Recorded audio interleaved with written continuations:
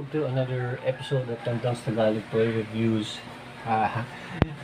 Malapit na magpasko guys at episode number 152 na tayo. And once again, ang ating episode ay hatid sa inyo ng Sweet Infusions ni Tita Shawi Nagbuya, ang kanyang famous na banana bread at kanyang mga carrot cakes, Humble Oven by Anna. And syempre, sa family ni Tito Ome, Tapsi at iba pa. At syempre, hindi papatalo pa ba si Mikey's Burger House ni Tito Behe and Company. Oy! Nag-birthday yung anak ko, si Agatha, at birthday ngayon ng pangalay ko na si Ray. At excited na. Dahil birthday week, wala akong marami nag-aabang sa inyo sa toy review na ito. Matagal-tagal na nakalabas tong figure na ito. Madami na rin ako pag toy review. Pero ngayon ko pa lang siya toy review. Hindi pa ito yung favorite na pasabog ko nung galing kay Commander. Iba pa yun. So yung toy review natin ngayon, matagal na ito nakalabas. Yun. G.I. Joe Storm Shadow. G.I. Joe Classified Series. Yan. Sinubukan ko to, itong barcode na, itong QR code na to, hindi gumagana, error, walang kwenta. Ayan siya. Alam ko madami na siya yung nakakuha nito at madami din nag-aabang ng toy review ko. So ito na siya.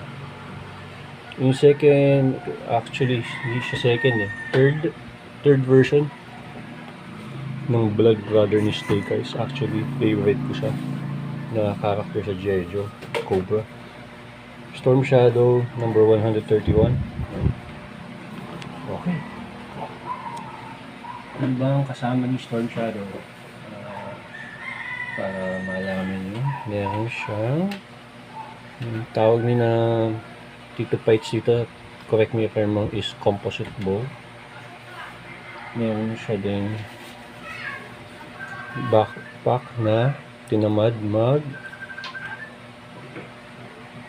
siyang wala lang, plain lang siya, plain black, pareho, nagkatama doon lang. So, meron din claw, parang si kay Wolverine. Actually meron din ito nung sinauna yan. Ano pa ba? At maraming salamat naman sa alternate hands. Meron siyang 3 pairs of hands kasama na yung nakakabit sa kanya. So, meron siyang nakakamao. At meron siyang knife hand. O kaya nakasampal. Yan. So, ano pa? As far as accessories goes, ayan, meron din siya dalawang katana. Yung katana niya, may ano to may konting detail to Pag nag-focus siya, sana mag-focus, diba? Pag makikita mo, yung pag meron ka talagang katana, yung meron yung edge, yung parang yung taling dito. Yun. At meron din dito yung grit. Okay na naman siya overall. Yan, Hindi sinasabi ko. So, kung magfo-focus siya, ayun, nakikita niyo yun. Ay, talim. So, meron siya, pag hinawakan mo siya, nararamdaman mo yung grip siya. So, overall, ito ko nilagyan ko ng white sa loob. Ako, overkill na yun. Lupit na nun. Ito, pwedeng pinturahan ito.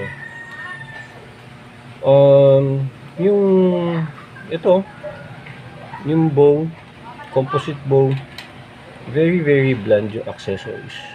Ang saving grace lang talaga is probably yung katana, saka yung dalawang pairs ng hands. Pero actually, kaya man naman siya binili kasi talaga is for the fig itself. Ayan, si Storm Shadow. Hello! Kay Tito Carlo. All the way from Dubai. At Sir Ian, get well soon pare. Pakalakas, pakatatag ka. Fight lang ng fight. Malakas ka. We are always praying for you. Ayan. So, aesthetically speaking, ano bang color combination ni Storm Shadow? So, meron siya yung nakapatid sa kanyang white, signature white niya. Black, red, at gray. Yan, gray yung ano yan. Dark, very dark gray. So, aesthetically speaking, ang angas niya. Ito may ganito pa siya. Yan. Ito siya pinitatanggal. Ito ay naiikot. Naiikot ito. Just in case gusto niyo tanggalin ito, kailangan yung putulin. Ito. Okay. Yan natin. I-size comparison natin siya. Kailangan.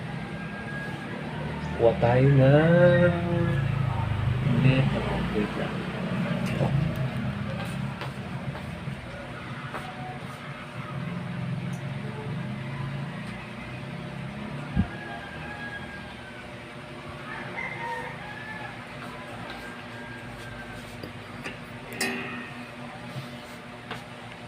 Siyempre, kailangan natin ng metro. Wala yung metro.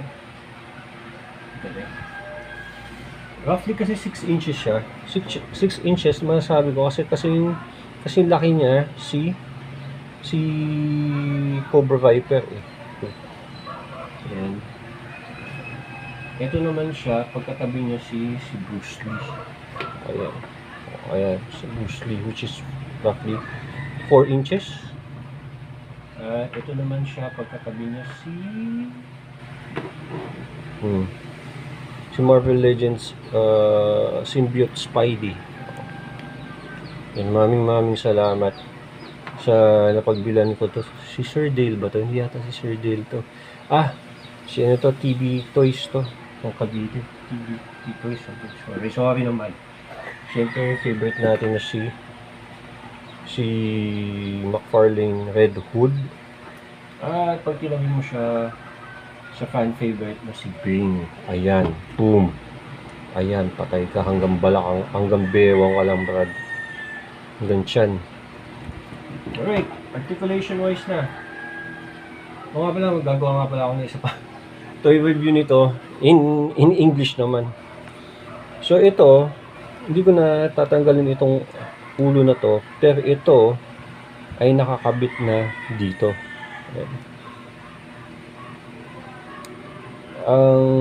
Meron siyang siyempre 360 siya. Pwede siyang tumingala ng up hanggang ganon.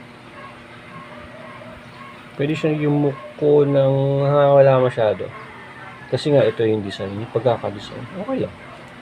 Meron siyang iling. Yan. Ang butterfly niya ay meron. Yan. Meron siya. 360 dito. Ito natatanggal to eh. Yan. Kung gugustuhin mo, tatanggal siya. Okay, ako lang kasi okay sa akin. Sure. Yan. Kung gugustuhin mo, tatanggal yan. Ito din ay natatanggal. Ito. Pero hindi, ayoko eh. Okay itsura niya. Okay itsura siya. Para sa akin. Kaya balik natin siya. Balik natin. Like. Happy birthday sa anak ko si Ray. Happy birthday sa'yo. Ito, at doon sa apo ko, kay Natalie, hello sa'yo, kulit. Napakakulit na bata. Yan. Astig na itsura. Naiikot. Ito. Very astig. Yan. Ito yung gripping hands niya. Ang crunches niya ay may ganon. Liad is okay naman. Ang kick niya, kick ganon. Side ganon. Meron siya dito, pwede ikot. Meron din ito medyo tight ito, pero pwede naman yan. Yun. Tapos yung toe joint niya ganun. Ako magiging biased ako sa review na to kasi favorite character ko ito eh. So Yan. Ayan siya. Tapos lalagay mo yung ano dito. Ayan. Ayan siya. Like so. Ayan. Tapos pag hinawakan niya, actually, napaglaruan ko na to eh. Enjoy talaga. Astig talaga. Mas masasabi ko mas maganda siya kaysa dun sa, in my opinion lang, dun sa iconic niya na unang labas. Hindi ko tatripan yung mukha eh. Masyadong galit. Could have been better. Natatakot yung mukha ni Kumag eh. Pero okay talaga. Panalo. You know?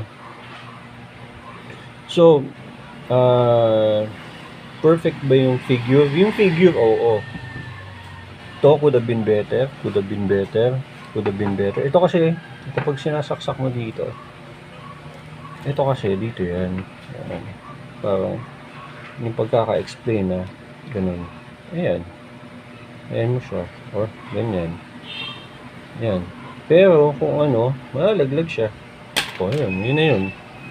Tapos ito, parang ganyan yata yung purpose nila eh. Hindi ko pa ma-figure out eh, kung ito ba ay para sa ganito. Ayan. Hindi ko ma-figure out eh. Ayan. Ayan. Sabihin niyo sa akin kung palagay niyo para sa inyo mga yan. Pero, gaya nga sabi ko, ang main purpose kasi pagbili mo itong figure na to ay para doon sa figure mismo. So, figure wise, 10 out of 10 to. Ito.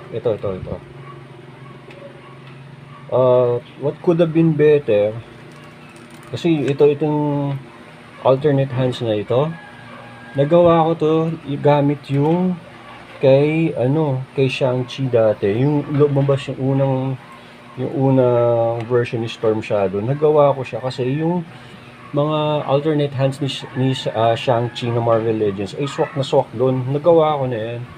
So talagang magaling ang ginawa ni Hasbro, ni Classifieds dito sa figure na to. Yan o, angas o. Yan o. Arashikage. Yan. So, hello sa inyo lahat. At sana na-enjoy nyo itong toy review na to. Dahil gagawa pa ako ng isa pa. Yung English version naman. So, sana kayanin yung mga natitirang yung ano ko. Tapos, excited nga ako. Tapos, pagdating na a few days from now, gawin ko naman yung pinaka-abang ako toy review, yung gustong-gusto ko. Sige. Maraming salamat sa inyong patuloy na pag-like, share, and subscribe. Figure-wise, 10 out of 10.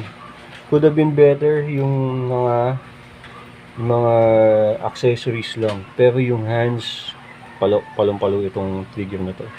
Maraming salamat sa inyong patuloy na pagla-like, share, and subscribe. Maraming salamat. Advance Merry Christmas sa lahat. Bye-bye!